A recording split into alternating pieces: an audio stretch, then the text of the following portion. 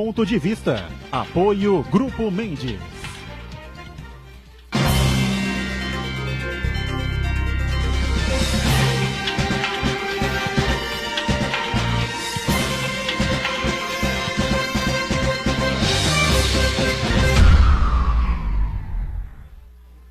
Muito bem, estamos abrindo aqui o nosso Ponto de Vista, você sempre com a gente neste horário da 1h30 da tarde, sempre a tradição da discussão política regional, claro, não é?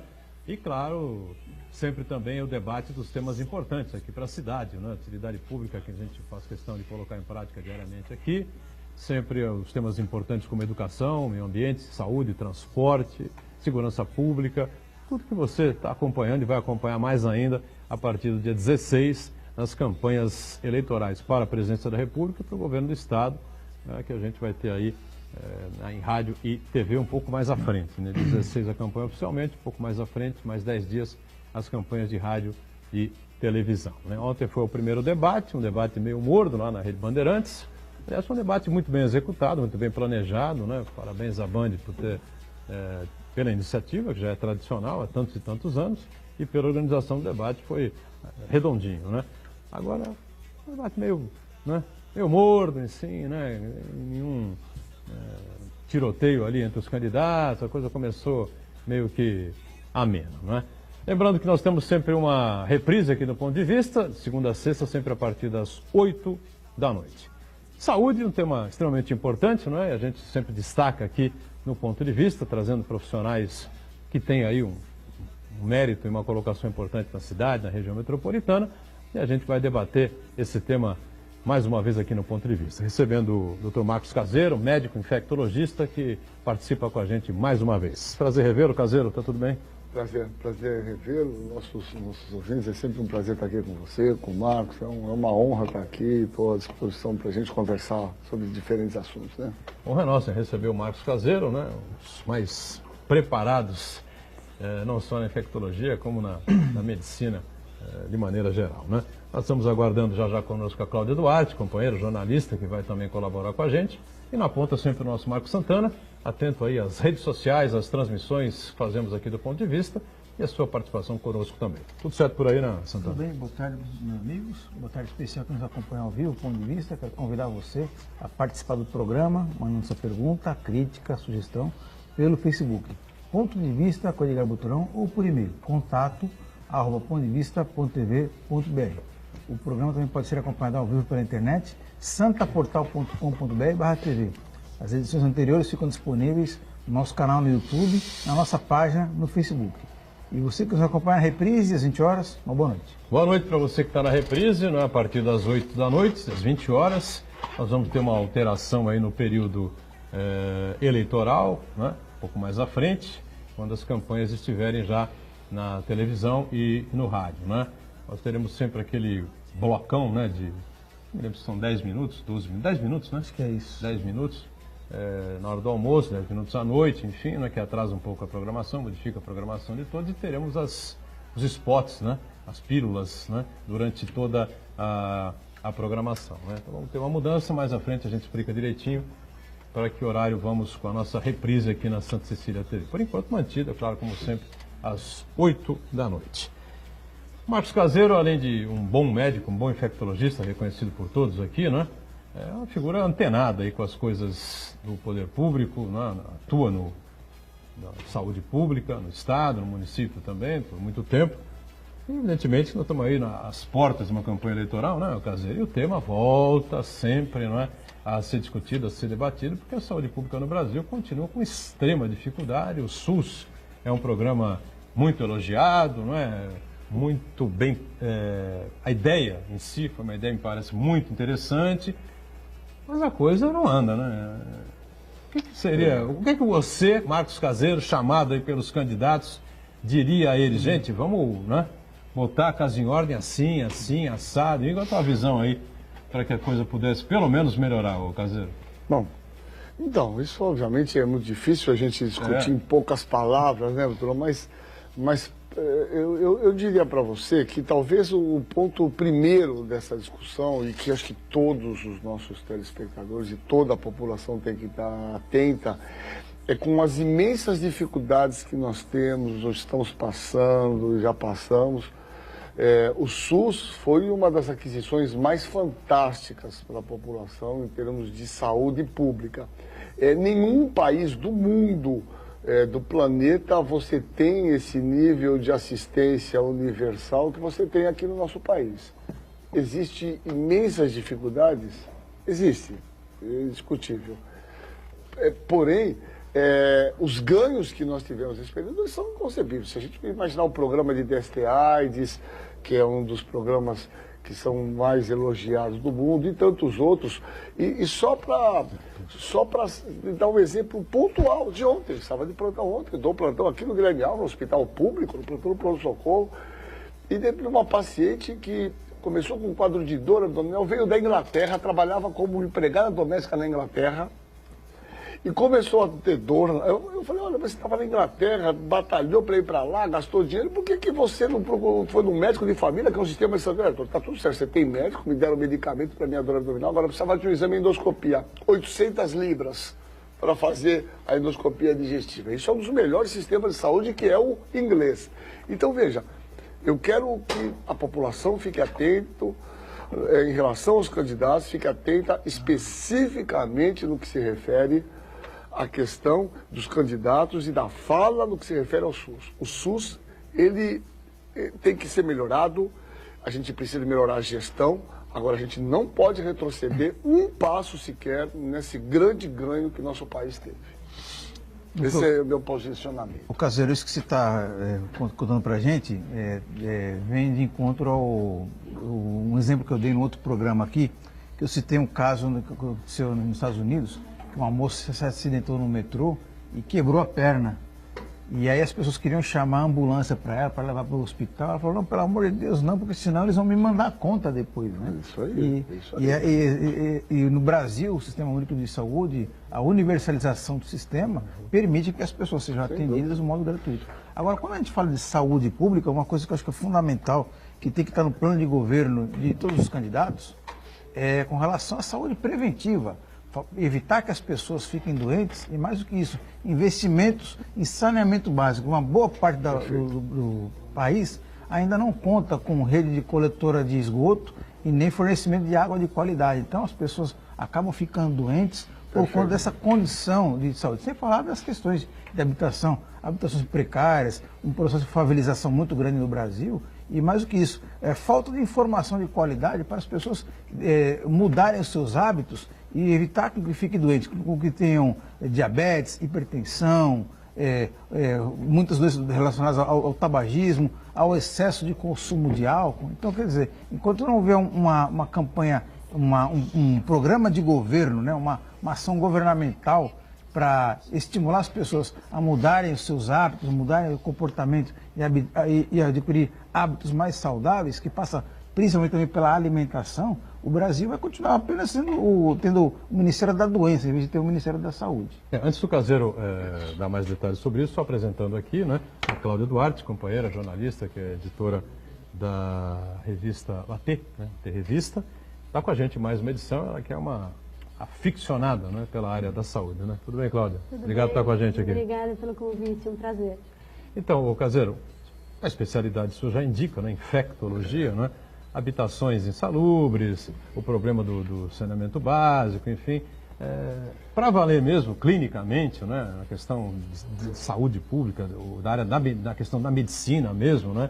É interessante que você explique aí o que é que as pessoas podem sofrer com isso. Eu acho que isso é sensacional, acho que o Marcos ele foi no ponto.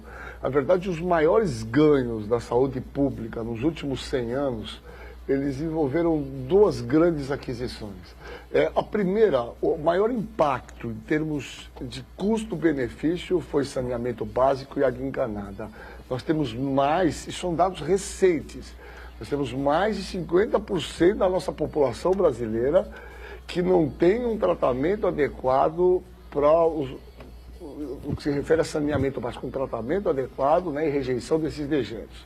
Então, a questão de saneamento básico e água encanada é fundamental. E aí é clássico essa história que esse é o tipo de obra pública que poucos políticos se empenham em fazer porque ela vai para baixo da terra, né? Ninguém vê quem faz encanamento. Para as pessoas terem uma ideia, em 1900 até 1900, a expectativa de vida em São Paulo, em 1900 até 1930, era 39 anos.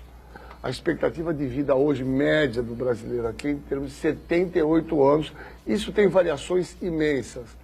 O que modificou? Saneamento básico, água encanada, esgoto e vacinas. Bom, quando a gente pensa em saneamento básico, a gente acha que todo mundo tem. A gente vai aqui em Bertioga, a gente tem menos de 40% da população de Bertioga que tem saneamento básico aqui do lado. E a gente poderia ficar aqui citando tantas regiões próximas da gente que não tem.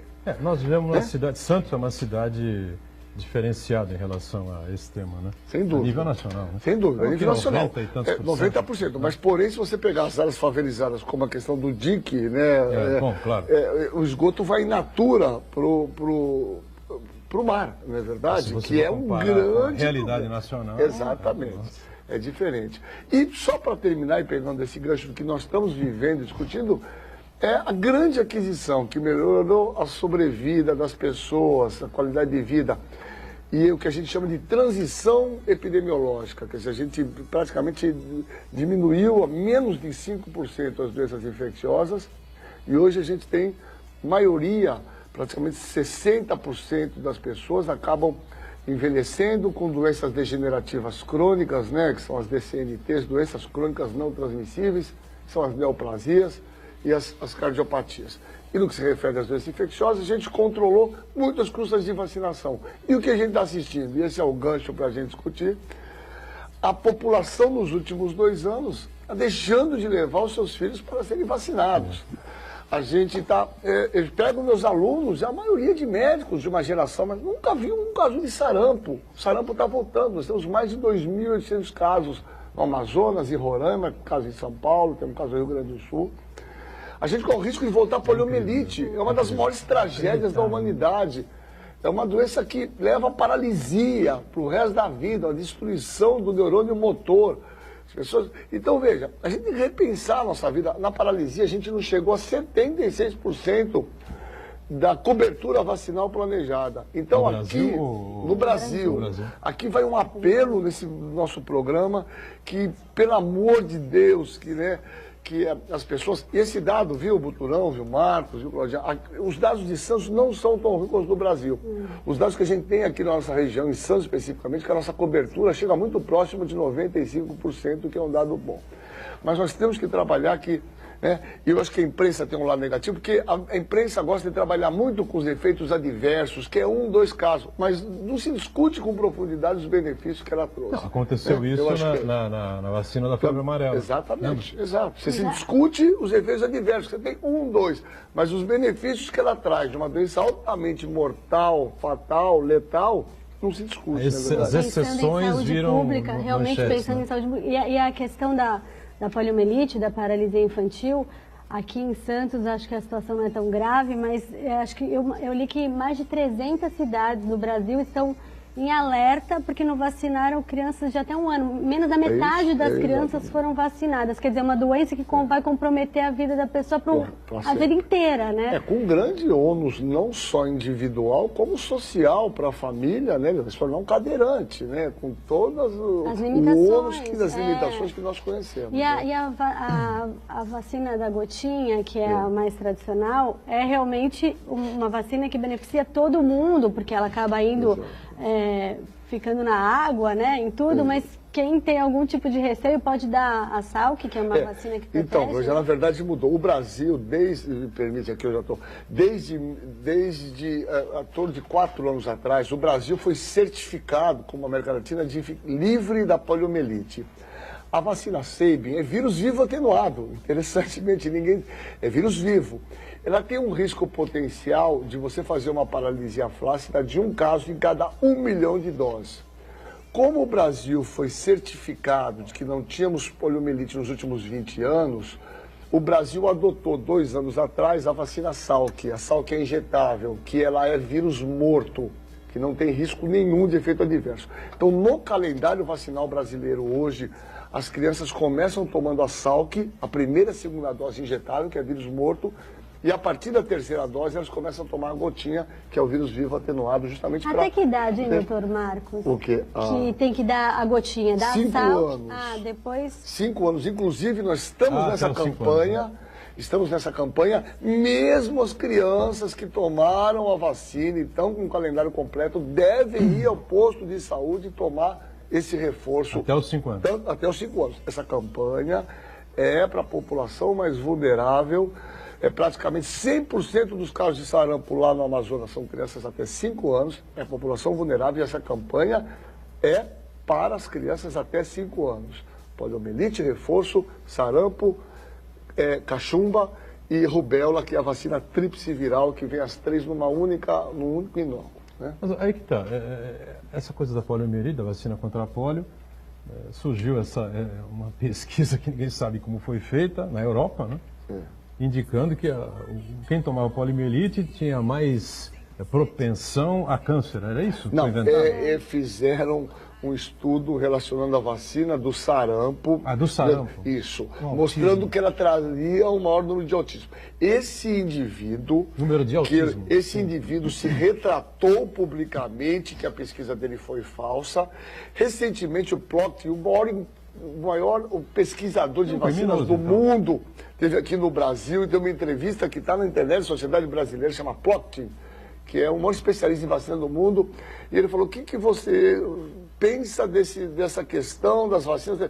Ele falou, eu acho que esses 2 pesquisadores tinham que estar na cadeia, que não estão, né? Por terem feito um trabalho com vários furos, se retrataram publicamente do erro científico, eles mentiram, né? Não há nenhuma relação de vacina com demência, com esclerose múltipla, com nada. E esses pesquisadores que publicaram isso se retrataram. Então, eu imploro, não há risco de vacina ao longo do tempo. Existem centenas, milhares de estudos prospectivos mostrando nenhuma relação de vacina com complicações degenerativas tardias. O Caseiro, o que é também impressionante é que muitos pais deixam de vacinar os filhos porque questionam a eficácia da vacina. Falam assim, poxa, eu nunca vacinei o meu filho, então, e não tem nenhuma doença, né? Justamente por quê? Porque as demais crianças foram vacinadas, então houve um bloqueio de transmissão da doença, então o vírus não chegou a contaminar a criança deles. Bem, né? Ele pode ir a algum lugar onde haja... O Marcos é um profundo conhecedor aqui de vacina. Isso é o que nós chamamos, né, de imunização... Depois de tanto entrevistar o Marcos Caseiro, tem que aprender alguma coisa, Isso é o que a gente chama de imunização né? em rebanho. Nós precisamos chegar num limiar de vacinação. Por exemplo, a sarampo, nós temos que atingir 90% a 95%. Na medida em que essa população, a maioria está protegida, aqueles poucos que eventualmente não tomaram a vacina têm uma proteção indireta, né? Esse é um detalhe que é bastante interessante, quer dizer, uma proteção indireta. Mas a gente deve ficar em alerta, só rapidamente, esse é o detalhe, porque... tem se discutido muito, e a gente às vezes entra em umas discussões erradas. Tá vendo? Os casos do sarampo entrou por causa da Venezuela e do Chaves e do Maduro, que na verdade são os migrantes que estão trazendo. Correto. O que está errado? Se a nossa população estivesse adequadamente vacinada, claro que nós não teríamos problema. sarampo. O sarampo está acontecendo em Portugal, na Espanha, na Rússia, porque na verdade... a população, um grupo de naturalistas e outras questões individuais que não viram mais essa doença, para que vacinar meu filho? Essas doenças acabaram, não tem mais. Acabaram justamente porque tem a vacina. Acabaram porque nós estamos... Exatamente. Essa é a história do paciente que recentemente falou, doutor, fui medir a pressão do cara, estava 200, 140. Eu falei, rapaz, tua pressão está alta. Eu falei, não, eu fui na médica, ela falou que a minha pressão está boa, e eu parei de tomar. Não, ela está boa porque você está tomando remédio, né? Igual do biscoito, ela está feio. Mas isso daí é uma coisa geral e não é só em vacina, porque você vê a questão da AIDS, as pessoas começaram a se prevenir naquela fase dramática da AIDS, aí agora que tem o remédio, que as pessoas não morrem mais, acabam deixando de usar preservativo e aparece a sífilis, aparece outras doenças, então as pessoas relaxam quando as doenças começam a serem controladas e aí volta tudo do zero, né? Exatamente. Esse é um um princípio outro complicador. importante. A AIDS é um capítulo à parte aqui que a gente discute sempre aqui com o Caseiro, com o Ricardo Aiden, quando eles vêm aqui, porque a AIDS desapareceu da mídia, né? E a molecada hoje, os mais jovens, nunca ouviram falar na AIDS, né? O que é isso aí? Não, mas isso não mata, entendeu? Mas escraviza, né? Sem dúvida nenhuma, né? Tem um tema importante, que toda a eleição ele é colocado meio que em discussão, né? Porque ninguém gosta de se aprofundar, ninguém quer debater, enfim, e a situação está aí com as pessoas que engravidam, né? Gravidez indesejável, enfim, que é a questão do aborto, né?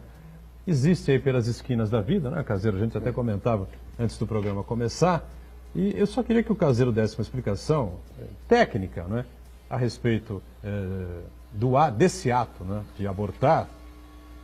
Depois, se quiser opinar a respeito, se é a favor ou contra, enfim, é outra situação, a Cláudia também, enfim, a mesa fica à vontade, democraticamente, como é o nosso perfil aqui no Ponto de Vista. A gente vai para um rápido intervalo e já voltamos com a sequência do programa. Em instantes.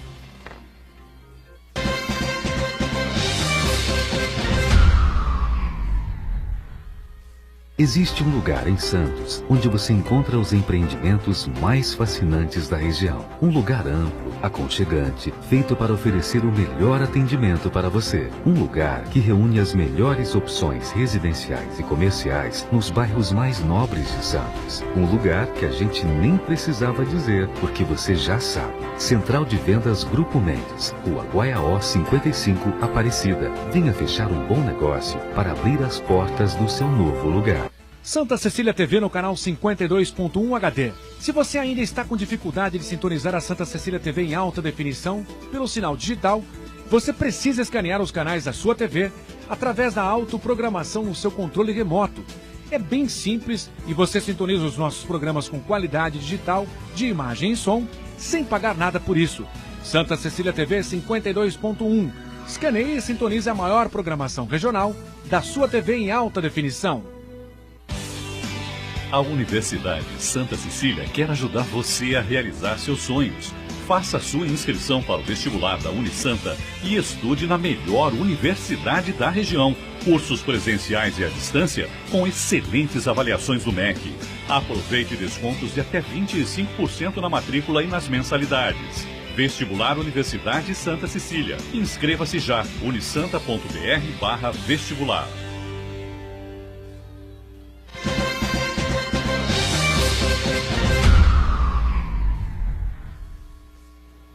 Muito bom, estamos de volta aqui, a sequência do Ponto de Vista. A Cláudia Duarte, companheira jornalista de A Tribuna, conosco aqui. Prazer recebendo sempre também o nosso Marcos Caseiro, médico infectologista, o Santana, acompanhando aí as redes sociais. Eu deixei um tema no ar aqui, no intervalo, que é um tema polêmico, né, difícil de se debater, de se discutir.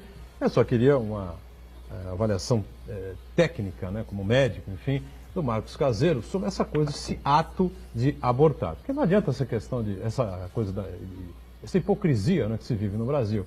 Nós somos contra, porque é uma vida, claro que é uma vida, né, que está ali.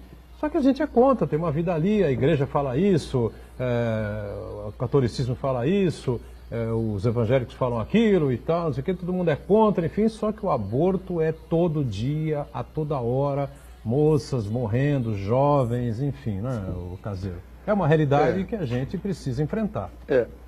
Antes de eu devia ter enfrentado. Não, sem dúvida.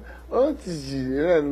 é interessante que, na verdade, nós não se mobilizamos e, na verdade, de alguma maneira, não nos sensibilizamos da maneira que deveria quando nós passamos na rua todo dia, né, e cada vez mais aqui em Santos, é impressionante aqui em todo lugar, a quantidade de pessoas que estão na rua. Às vezes você precisa pedir licença e passar por cima de pessoas que foram jogadas na rua.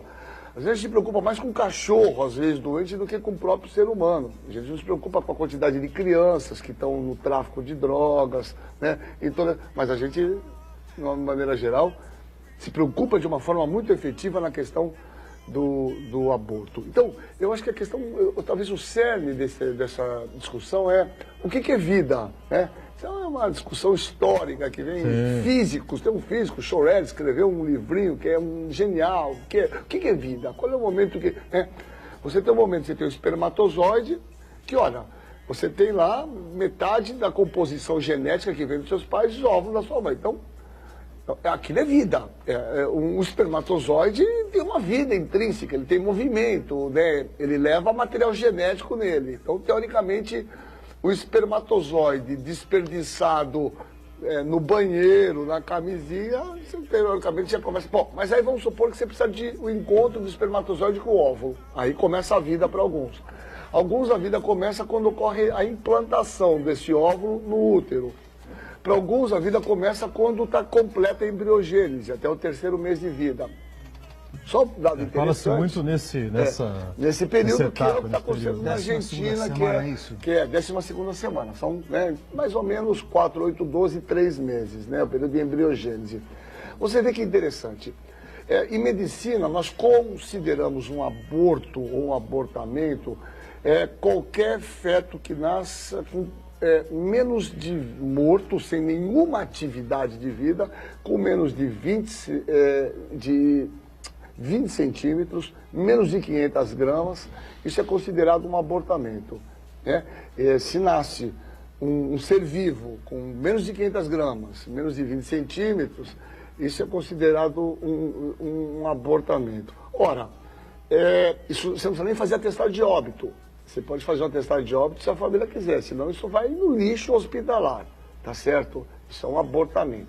Então eu volto com essa pequena grosseira, eu peço perdão pela limitação, obviamente, do nosso tempo, eu pergunto assim, ora, nós sabemos que a grande parte das emergências hospitalares, no que se refere à ginecologia e obstetrícia entre mulheres, está relacionada à prática de aborto feito clandestinamente irregular.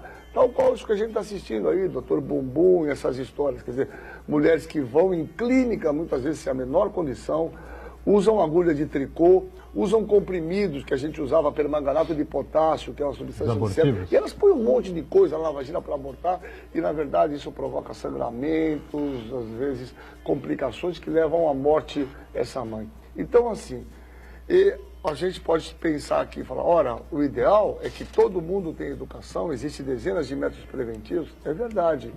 Agora, o que não é verdade é que nós tenhamos uma população completamente educada que tem a capacidade, nesse momento, de decidir sobre diferentes métodos anticoncepcionais, né? E todos nós sabemos que é essa dificuldade. Outra, uma grande parte desses abortos é feito da classe média, pessoas com melhor poder aquisitivo que procuram clínicas de melhor qualidade para fazer esse abortamento. Aí tem uma chance melhor de ter sucesso e não ter complicação. Então eu acho que, para finalizar, a mulher, ela é dona do seu corpo. Não é o homem, não é a igreja, não é o Estado, é a mulher e, obviamente, com o parceiro dela que tem que ter essa decisão. Seria interessante uma discussão, um amplo debate entre mulheres, você acha, Cláudia? Sobre isso, sem a participação masculina nessa história, sem a religiosidade, sem nada disso? Eu acho que homens e mulheres podem discutir e um pode enriquecer o outro. É um tema muito complexo e delicado. E eu acho que, às vezes, o homem pode ajudar, não tem uma questão de sexo, é um tema complexo e difícil de opinar mulher, sobre isso. Quem gera é a mulher, quem cria pelo menos no primeiro ano é a mulher, porque mais que o pai seja ativo, a criança é amamentada, ela precisa da mãe. Inclusive, acho que ela só enxerga a mãe nos primeiros meses, sente o cheiro da mãe. Então, assim, é uma relação realmente para a vida toda, e eu sou mãe, a gente sabe que é muito delicado. Agora, a questão da informação, é uma questão de educação, é um problema de educação, né, que começa em casa, enfim, e a informação todo mundo tem. Todo mundo sabe como se evita filho, todo mundo sabe como não pega doença, só que a pessoa não assimila isso e não leva isso para a vida dela. Como a pessoa sabe que se ela transar sem camisinha, se ela tiver algum tipo de relação sexual sem se proteger, ela pode pegar uma doença sexualmente transmissível e chega na hora H, ela não usa, entendeu? O mesmo acontece com a prevenção de gravidez, e aí depois ela vai arcar com as consequências, a mulher e o homem, né, que teria que arcar também no sentido emocional, porque também é filho dele, né. Então é uma coisa bem difícil. Agora, acontece, e a partir do momento que acontece é um problema de saúde, né, doutor Caseiro, é um problema de vida ou morte até. Bom, eu acho que a gente define, não tenho dúvida, né, o Caseiro, a questão do aborto é um problema de saúde pública, né? Sem dúvida, porque é muito sério. Mas só pegando um gancho até do que a Cláudia falou, que é muito interessante, mas você sabe que dentro das espécies que existem no humano, das espécies de animais que vivem no globo terrestre, nenhum ser vivo depende mais do que o homem para se tornar independente.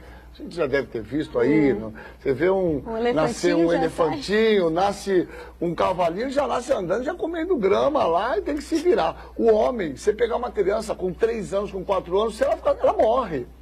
Ela, para se tornar independente, ela tem uma dependência por um longo período. Isso tem a ver com o crescimento encefálico e tudo mais. Então, nenhum ser vivo depende tanto da mãe, do pai, ou, obviamente, para ele se tornar independente. Pensando nesse contexto, eu acho que todo mundo é ciente, pega uma criança de 3 anos e deixa ela ver se ela vai buscar comida. Não vai morrer.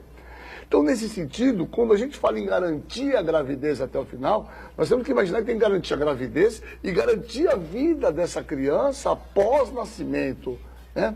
Então, a gente imagina, isso não é uma política higienicista, muito pelo contrário, obviamente, quem conhece a minha história sabe disso, mas você tem uma mãe que engravidou, uma usuária de crack, que está lá engravidando, muitas vezes vende o corpo por R$5, por 3 para comprar uma droga. Né? Não se precaveu de nenhuma maneira, engravidou. Será que a possibilidade de ela ter um abortamento com qualidade no hospital não é justo? Que perspectiva a gente espera para uma criança que vai nascer de uma mãe dessa? Essa é uma avaliação racional. Isso. Racional, né? Sem paixões, né? Sem a religiosidade envolvida, essa coisa toda. A realidade está aí, nua e crua, né? As pessoas estão morrendo porque estão tentando não dar sequência à sua gravidez indesejada e não tem condições de procurar uma clínica de uma melhor qualidade, enfim, como pessoas mais abastadas têm. Agora, a Cláudia lembrou bem, a gente também, claro, se chegou a esse ponto é porque transou sem proteção, sem a camisinha, né? E esse não é o único problema que a questão da gravidez indesejada não é a única questão, né? A gente aí, para minha surpresa, o Caseiro lembrava aqui há pouco, né? A questão da sífilis, né? Voltando aí com força total. Nós vivemos uma explosão de casos o mundo inteiro tem observado isso, né? O Brasil, São Paulo, nós temos um número de casos inacreditavelmente ascendente de casos de sífilis. Para vocês terem uma ideia, o ano passado nós tivemos pelo menos 840 casos de sífilis. Só para vocês terem uma ideia de número, nós tivemos abertura de 220 prontuários detectados de HIV. Tivemos cerca de 840 casos novos de sífilis.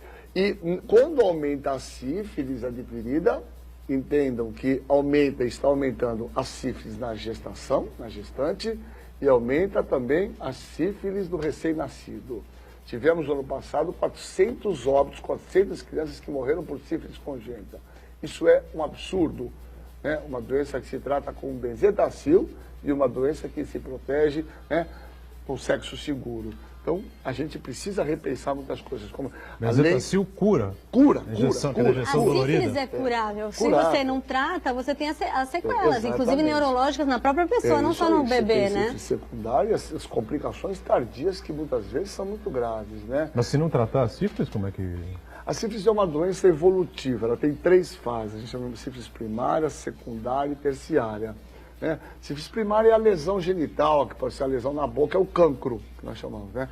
Se esse cancro é indolor, se ele passar desapercebido, e uma pessoa tem o cancro, muitas vezes tem uma lesão, mas não dói, o cara fala, não é nada, se for o zíper, bom, ele some, mas em 2 meses pode aparecer manchas no corpo inteiro, é chamada sífilis secundária, né? Que muitas vezes vai no hospital, no pronto-socorro, passa aí com uma alergia alimentar e outra. Se ele não tratar e também essas lesões desaparecem, você pode evoluir para o que a gente chama de sífilis tardia ou terciária. Você pode ter manifestações cardíacas, lesões cardíacas, você pode ter lesão cerebral, neurológica, na pele, lesões muito graves. Uma grande causa de demência. Existem estudos, um estudo clássico do professor Spina França, lá da USP, há 30 anos atrás, encontrou quase 15% em manicômios de indivíduos com alteração meníngea de sífilis. Quer dizer, sífilis pode estar relacionado com os quadros de demência. Tanto é que todas as pessoas que têm o idoso em casa, quando começam com a demencial e vai no neurologista, o primeiro exame que o neurologista pede é dosagem de vitamina B12 e sífilis. Porque tem que descartar a sífilis neurológica. A sífilis, então, ela deve fazer a sorologia, né, para ver se a isso. pessoa tem sífilis ou não, deve fazer parte, então, dos exames de rotina, porque não dá um sintoma Não, tão evidente, a pessoa não tem febre. Não tem nada, não tem nada. Em 2016, não tem nada. Não tem nada. Veja, essas lesões podem, e muitos podem passar desapercebido. Você tem tido muito lesão oral, sífilis na boca, né? A sífilis dá onde que se inocula o bicho. E muitas vezes vai, não, isso aí é uma afta, isso aí, porque ela desaparece mesmo não tratando, em dias, em 10 A lesão, dias. não a sífilis. Mas a sífilis continua lá no teu corpo, entendeu? Mas o exame de sangue, O exame de sangue Específico, a sorologia. Sorologia, que é o chamado VDRL, tem teste treponêmico e não treponêmico. Então, quando você doa sangue, esse teste é feito. Ah, sim. Mas Aliás, um exame hemograma tem que ser a sorologia específica para específico, né? Esse exame é amplamente disponível na nossa cidade, a população deve saber em todas as policlínicas. E nós temos um serviço que eu sempre falo aqui, que chama CTA, Centro de Testagem Anônima, que é lá onde eu trabalho, no CRAIDS, todo dia de manhã, que é na rua Luísa Macuco, esquina com a Silva Jardim, ao lado do Centro de Saúde de Martins Fontes, né? Luísa Macuco, número 40, esquina com a Silva Jardim 90, aberto todas as manhãs. Você vai lá na hora, você faz teste rápido, na hora. Você recebe uma orientação, você faz o teste de sífilis, de HIV, hepatite B, hepatite C. Então é super importante que a população, em algum momento de sua vida, população sexualmente ativa, faça esses testes para descartar a possibilidade. Mas se você vai doar sangue, você já faz o teste. Quando você doa sangue, é obrigatório. Então quem doou sangue aí recentemente, pode ficar tranquilo que não tem nada. Agora, voltando até na questão da vacina. É o meu caso, graças a Deus. Muito parabéns. Voltando na questão da vacina, hoje em dia, acho que a hepatite C, doutor Mar, a B, que tem vacina, a B que tem vacina, ela está até matando mais do que a AIDS, né? E é uma coisa que tem vacina, uma doença que tem vacina, que a pessoa pode se prevenir e desde a infância. Acho que é uma das primeiras vacinas, né? Exato. A hepatite B já é amplamente, ela foi disponibilizada, ela faz parte do calendário vacinal infantil, mas hoje é disponibilizada para qualquer idade. O principal responsável hoje pelo câncer de fígado no mundo é a consequência tardia, a cronicidade dos indivíduos que se tornam com hepatite B crônica, que é uma doença, como a Cláudia falou, tem vacina disponibilizada em qualquer serviço de saúde pública no nosso município. Santana, pois não? Guriel Vilas Boas acompanha a gente e coloca uma questão interessante aqui. Algum tempo atrás, o médico mais procurado era o clínico geral. Atualmente, o diagnóstico é feito em casa e só depois se procura um especialista, levando em conta alguns aspectos e suposições. Aí pergunta como é que a medicina encara esta questão, né? O famoso Dr. Google, né? O infectologista é meio que um clínico, né? Não, o infectologista é um clínico, tanto é que é uma especialidade que hoje você tem que ter minimamente 1 ano de clínica médica para depois, como está se tornando a maioria. Primeiro, mandar um abraço para o Uriel, né, que é um grande amigo de todos nós aqui. Cadeira cativa aqui do ponto de vista. Uma figura adorável, que eu tenho um grande carinho, e admiração e respeito. E eu acho que você tem uma discussão muito ampla, mas a principal delas é que no nosso país, em algum momento na formação médica, se privilegiou o super especialista em detrimento do clínico geral, né? Essa foi uma das grandes questões. O MEC arrumou isso nesses últimos anos, né? Reivindicando e exigindo que as escolas de medicina deem um conteúdo mínimo para ter uma formação clínica geral desses indivíduos. Agora, associado a essa questão, hoje o indivíduo ele já vai no especialista, ele fala, eu estou com dor no estômago, eu vou no gastro.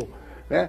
O indivíduo fala, eu estou com um problema aqui, eu quero um... Então eles chegam às vezes no serviço e o próprio pensa, doutor, eu preciso de um neurologista, eu preciso de um hepatologista. Perfeitamente, o indivíduo já sabe o que ele precisa, né? Porque essa é uma questão. E a outra questão, eu acho que é mais perniciosa, e na verdade eu não vejo ela como um empecilho desde que você tenha um médico bem informado. O indivíduo já chega muitas vezes com um monte de informação, de Dr. Google, que nós chamamos, né? Eu li isso. Isso às vezes chega com a receita, assina aqui, doutor. Às vezes é um desserviço, porque você tem que ficar sentado explicando, isso aqui não é bem assim. Né? Você na internet, você encontra todas as informações que você quer, boas e ruins. O problema é você saber filtrar verdadeiras ou falsas. Exatamente, né? Tanto é que tem uma piadinha que rola aqui, vocês devem ter recebido aí no nosso famoso Zap Zap, de um médico italiano lá que falou assim, você quer a segunda opinião? A primeira foi do Google, você consulta o Yahoo, né, cara? A segunda opinião vai pro Yahoo, A depois... terceira, talvez você Doutor, vá pro essa clínico. questão, Né? hoje em dia tudo tem uma especialidade, né? Até a ortopedia, antigamente você ia no ortopedista, agora você vai no ortopedista de ombro, Sim, de sim, tornozelo, tem, sim. né? Nossa, Então, mas assim, a questão do médico, daquele teu médico que te conhece, né? Por exemplo, o meu ginecologista, ele é meu médico desde os 17 anos, então é importante, né, ter a super questão do importante. médico que te conhece mesmo. Eu digo sempre, né, e cada vez mais, assim, eu acho que todas as pessoas deveriam ter dois grandes amigos, né? Um médico de confiança e um advogado também, do jeito que está, que é um pessoal complicado. Agora você falou pode completar. Não, só para completar, mas isso está cada vez mais difícil. E eu te ponho essa implicação, eu digo para você, esse ano, inacreditavelmente, apesar de não parecer, eu estou tão jovem, esse ano eu faço 30 anos de formado, é uma coisa impressionante. Não parece. Foi o século. Eu daria um 29 para você. O século do vento, como 27, dizia eu acho que eu tenho 28, o Eduardo Galeano, né? E eu digo para vocês uma coisa, eu sempre atendi, nunca deixei de atender, e é interessante que eu me sinto muito mais preparado, eu tenho muito mais clareza da história natural das doenças, então tem coisas, conhecimento, que na verdade vem com o tempo, essa sabedoria de você trazer tranquilidade para a família, né? Você dar seu telefone, falar, olha, que é um médico, isso é muito difícil, né? Compartilhar esse tipo de coisa está mais difícil, e por isso que a medicina tem se tornado um pouco complicada, né? O Caseiro falou há pouco na resposta da Cláudia, a hepatite B é que vem hoje trazendo maiores dificuldades, mas não era a hepatite C? É que eu falei da B porque a B tem vacina, tem vacina, a C ainda não, tem, né? A C ainda não. Mas me parece que a C hoje já não é tão preocupante. A hepatite C é um né? problema resolvido na medicina, Medicamento, né? Você tem 2 medicamentos, controle, né? que o Brasil distribui gratuitamente, que é o Sofosbuvir da Clatazir, você toma 2 comprimidinhos por dia por 3 meses, praticamente 100% de cura. A hepatite C, que já foi um bicho-papão, hoje é um problema praticamente superado na medicina. Quem diria, hein? É inacreditável. A gente né? assistiu isso. Esse vai ser a primeira doença viral crônica erradicada por um tratamento oral. Isso é uma coisa fantástica. A gente dava interferon, um ano e meio, os pacientes sofriam. Fora os efeitos colaterais. A gente cura todo mundo hoje com 2 comprimidos. Isso foi um grande avanço da medicina, né? Agora, precisamos achar esses pacientes para que eles busquem o tratamento que está disponibilizado na rede pública. Vamos para mais um intervalo. Na sequência, a gente volta aqui em instantes.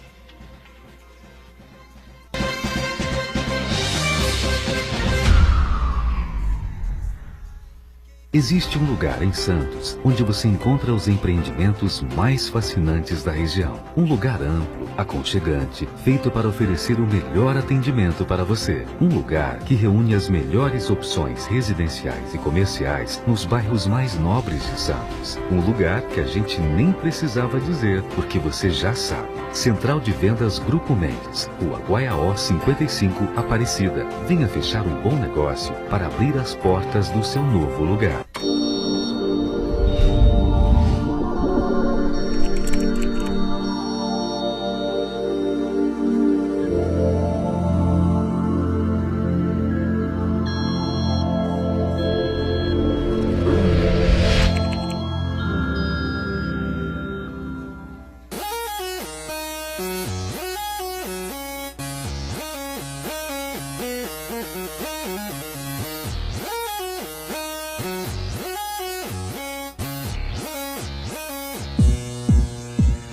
Encontre o melhor caminho para a carreira profissional. Venha para a 34ª Feira de Profissões da Unisanta. Esclareça suas dúvidas participando de bate-papo com profissionais, além de visitar os estandes interativos, laboratórios, clínicas e outros ambientes da Universidade Santa Cecília. Dia 23 de agosto, das 9 às 13 e das 18 às 22 horas. Inscrições gratuitas para o vestibular durante todo o evento. Entrada franca com sorteio de brindes e apresentação de dança. Feira de Profissões da Universidade Santa Cecília.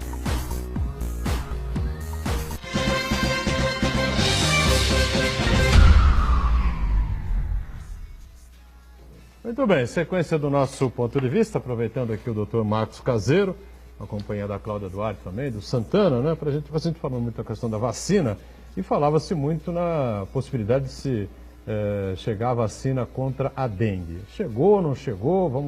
Estamos próximos? Emperrou esse estudo? Como é que está essa situação, Caseiro? É interessante. A dengue tem coisas que são interessantes.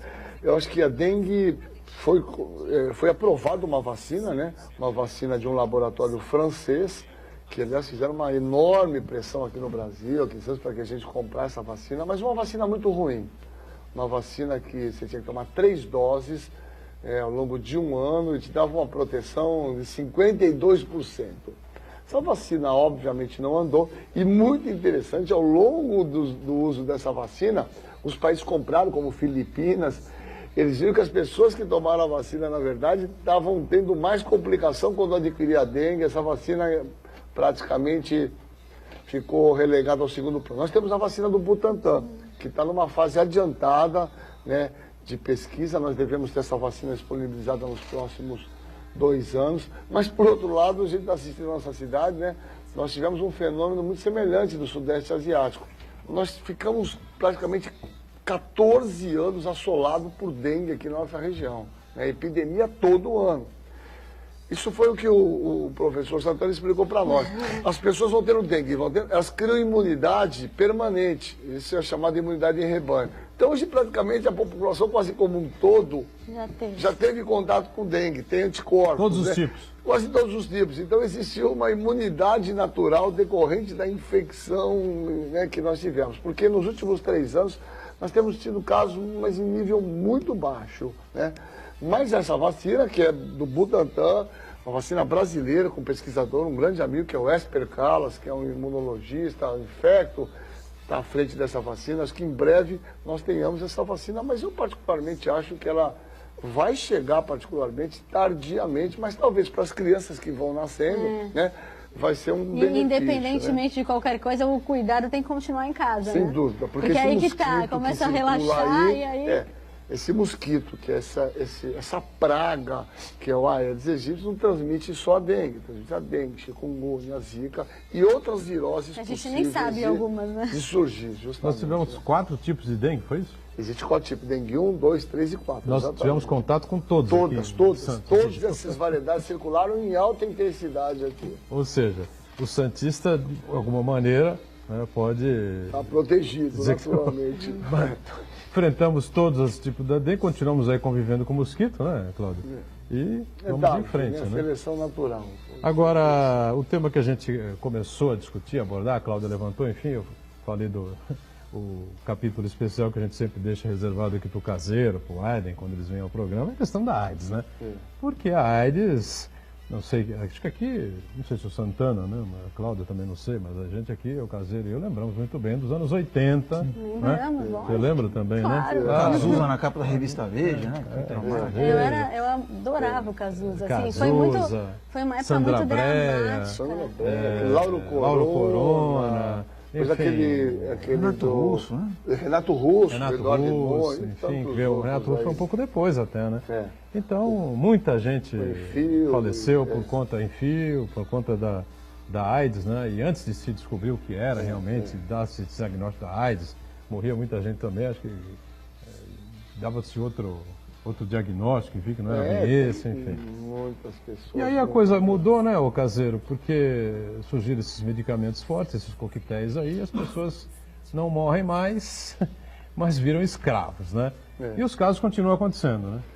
Os casos continuam, infelizmente, em alta intensidade, como eu comentei aqui em algum momento. Santos permanece. Nós tivemos aquele pico lá em 96, 94, 96, nós tivemos mais do que um caso novo por dia, mas em 94 nós tivemos 420 mortes em Santos, mais do que uma morte por dia, né? Imagine.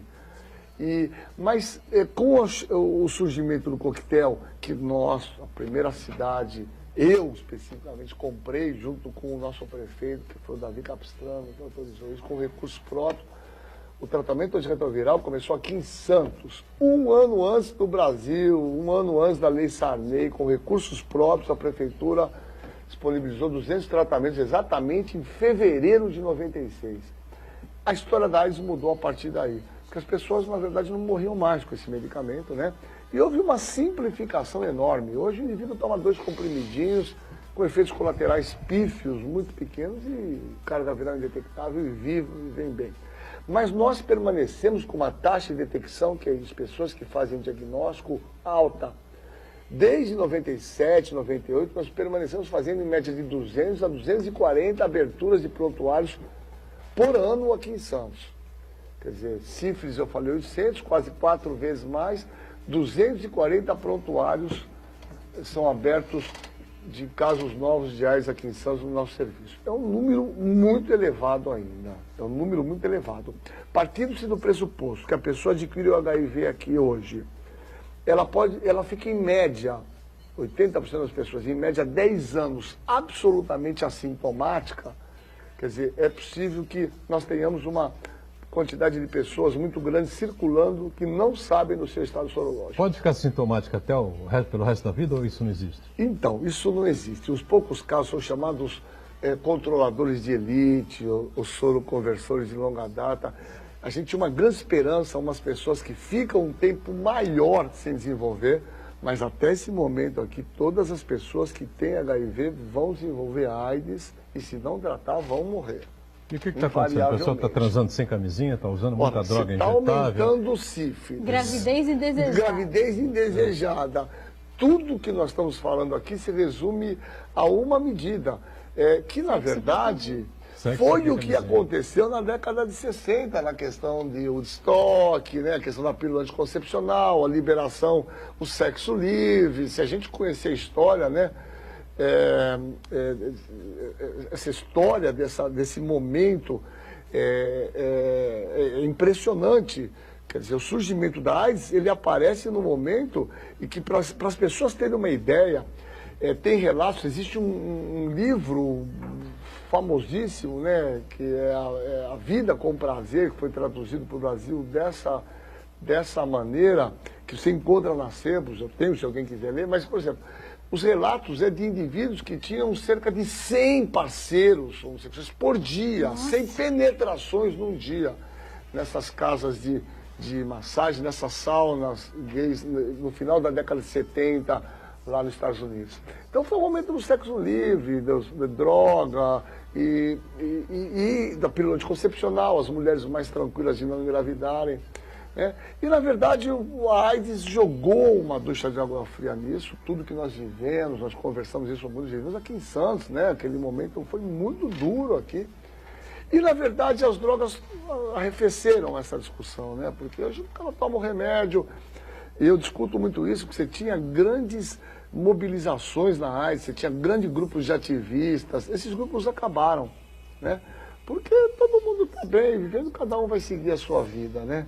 Entendeu? Então, e ao mesmo tempo, a gente está vivendo hoje exatamente um retorno disso. As pessoas, na verdade, começando a transar sem usar preservativo, com a falsa segurança de como se fala mais de AIDS, não tem mais AIDS, não tem mais problema, não é? Doutor, eu tenho uma dúvida, inclusive tem muita mulher que não toma pílula e aí não se previne, não usa preservativo e acaba tomando aquela pílula do dia seguinte para evitar a gravidez. Isso. Tem essa questão da AIDS, não tem também? Exatamente. Que a pessoa não usa preservativo, sabe que a AIDS existe e aí tem uma relação de risco e corre para depois tomar o medicamento. Isso também é um conforto, na verdade, faz com que a pessoa se acomode de uma maneira muito errada. Não, né? Perfeitamente. É um conforto que, ainda que a população como um todo não saiba muito disso, é interessante que um grupo populacional específico sabe muito disso.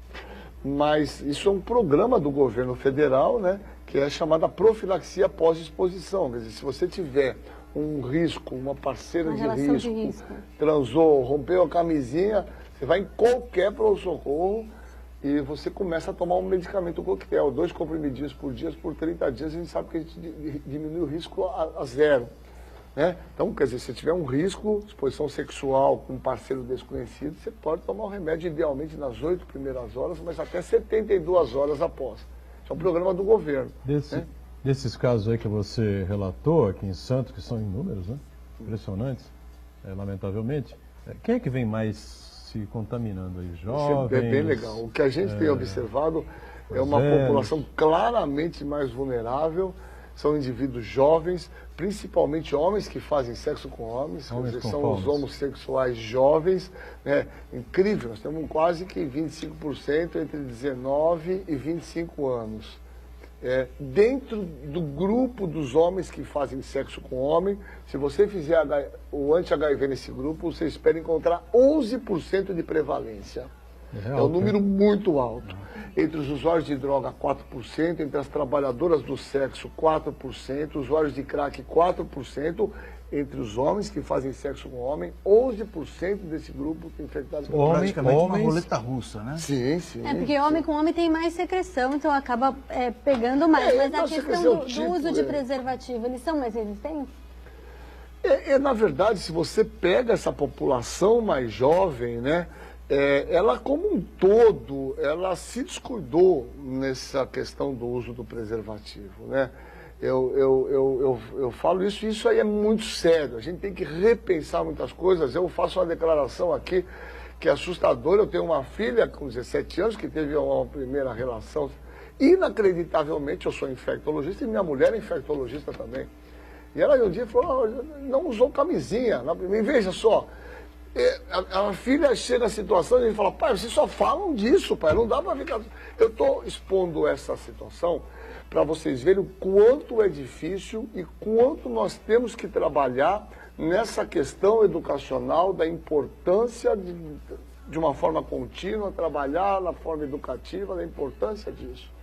Aconteceu, eu falei, filha, nós vamos fazer o exame, nós vamos pegar esse seu parceiro, seu namorado, nós vamos fazer o exame, e aí nós vamos começar a conversar a partir daí e vai usar preservativo. Então, veja, é super importante. Então, você está falando com um pai, uma mãe absolutamente conscientes disso, que conversam abertamente isso, e você vê a imensa dificuldade. O momento ali, na hora do... Né, exato. Vamos ver. E aí tem a questão da confiança. Isso, eu só teve uma namorada, essas coisas todas que nós temos que superar isso. Eu tenho pacientes HIV médicos, eu tenho paciente juiz, eu tenho paciente aviador, né, que faz voos da TAM internacional. Então, assim, não tem mais, HIV, não existe mais isso, né? O HIV mudou muito de cara e, obviamente, parceiros desconhecidos, não se admite uma relação sexual sem proteção.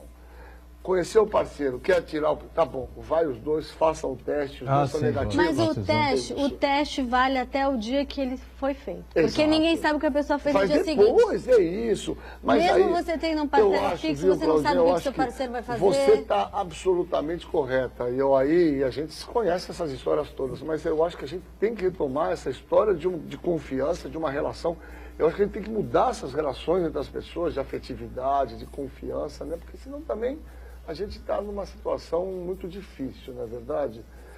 Da exigência de um parceiro de 20 anos, você fala, não, nós vamos transar de camisinha, né? Mas não, é complicado, mas é um risco, né? É um risco, justamente por ter 20 anos que a relação já está desgastada, hoje em dia tem Viagra, tem remédio para disfunção erétil, sem dúvida. E aí o homem está numa condição, a mulher em outra, sem então dúvida. Assim... Eu tenho dezenas de casos que incluem nisso, mas é o que eu estou dizendo, é importante a gente ter isso claro. Né? Fala, Santana. Yolanda Figueira acompanha a gente, ela pergunta o endereço para fazer testes de hepatite C. E acho que também outras vezes também. Né?